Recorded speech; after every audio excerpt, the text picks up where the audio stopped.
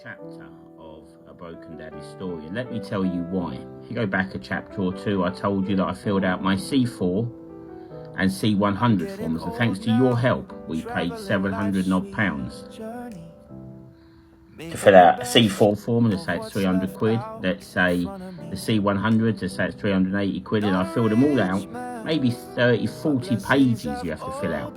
Reasons. And I absolutely, when I sent them forms off, I made it clear to the courts that I need to see my son. I need to cuddle my son. My son was taken on the 15th of April 2022 premeditatedly, and no human that has ever known my son has ever heard, seen or spoken to my son again. Now let's just think about that, people. I've not heard, seen or spoken to my son, nor the neighbours, the friends, school friends, my entire family. No one has ever heard from my son again. I have no idea where my son is at school. I don't know about his health. I know nothing, because the mother simply stole him on the 15th of April 2022 with no history of anything but love for 10 years. And I've never heard, seen or spoken to my son. Now, I was told at the beginning, don't worry, Deano, you've been an amazing father and an amazing supporter of your son's mother. I always worked with my son as a happy mum. He'll have a happy life. I was proud to look after my son and his mother, and did so until the 15th of April 2022. On that very day, her and my son were meant to move to the new house that had been refurbished for them. Instead, she made a fake allegation I smashed through a door. I've never heard, seen or spoken to my son. Now let's remember that the allegation had nothing to do with my son. Yet it got me arrested. And let's remember, I was found not guilty of that allegation a year later. So in theory, my son was taken on the 15th of April 2022, and I've never done anything but love my son.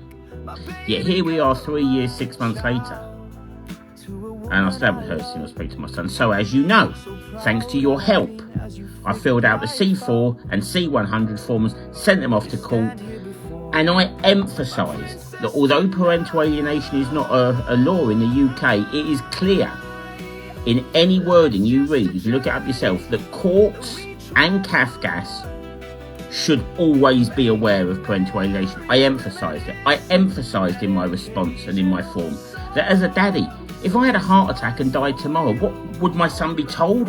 What happens if something happens to his mother? What happens then? Am I suddenly an amazing daddy? Is my son back in my life? What happens if something happens to my mum and dad, his nan and granddad? How would my son know? My dad had a stroke last year. My son doesn't know. My mum and dad's dog died last year. My son doesn't know. My sister is about to give birth to his cousin, and he still doesn't know.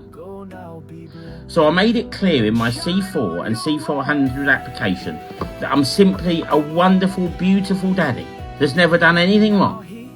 And I need a new court order to see, cuddle and love my beautiful son. I need my son in my life. If you understood the devastation my son being taken out of my life caused me since the 15th of April 2022, you would truly understand. So, the reason I say this is probably the final chapter of this story is I've had the response to those forms. So I've been waiting because I just want the courts to understand that my son loved and adored his daddy for 9 years, 8 months.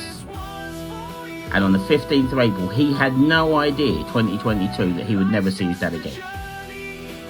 He had no idea he'd never see his nan and granddad again. He had no idea he'd never see or speak or new schooling. He had no idea. And he had a beautiful life, as did his mother. And anyone that ever knew me always told me, don't worry, Deano, you'll be alright because you've been an amazing daddy. Well, let me just read you out the response from the family court system. And I'm going to say this. We haven't got a family court system in this country. We have a broken system.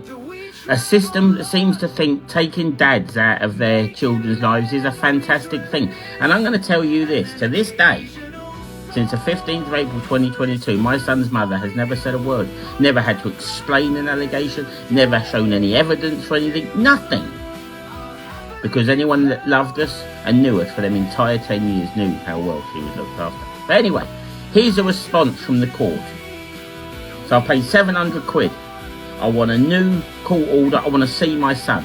I've emphasised it. My fears and concerns, the complete premeditation of the steal, the parental alienation. I put it all in my response. 40 odd pages of forms, yet my response from the court is 7 lines. Let me read them out to you. So this was before a judge who was sitting in private. And this is what it says. Upon it appearing to the court that the circumstances for my son have not changed since the court assessed the risks posed to Boyce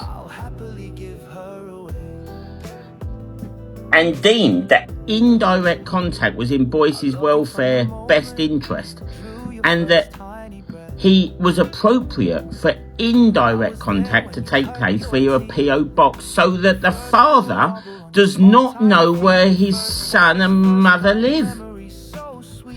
And upon the court suggesting that the father should consider undertaking work to address the court's findings of domestic abuse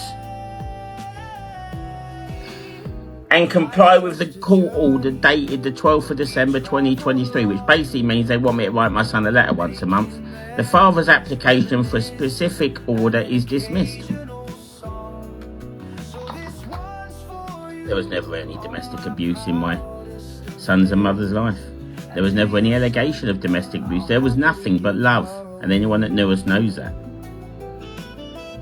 This was a premeditated steal of my son, but that has left me now with no end date. My son is now 13 years old. Where do I go from here?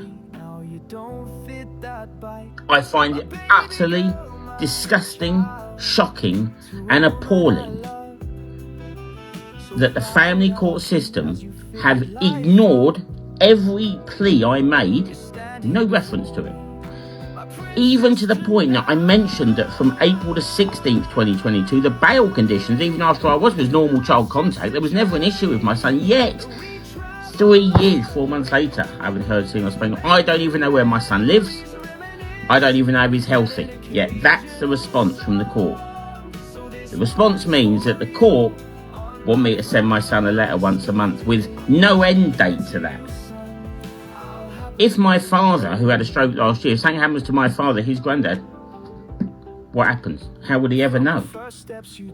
What if something happens to me? How would he ever know?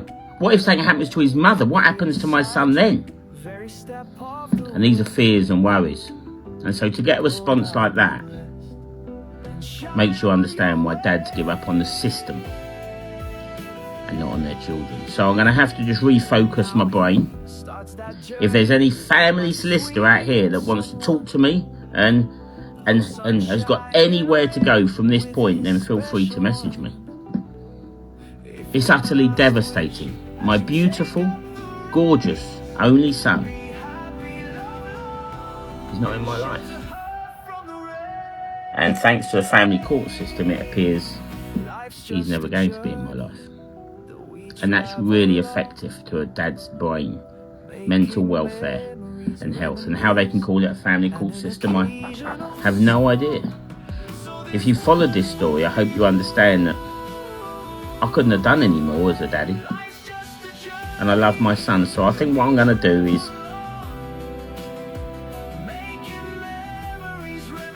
one day at a time. It's just difficult to try and be positive and have hope when you fill out 40 odd pages of forms with every fear in the world, and that's the response you get from a so-called family court system. I feel for anybody in it, and to any mum or lady watching or anyone, if you disappear or don't want to be with your partner, don't steal their children. It's just so what. Love you all.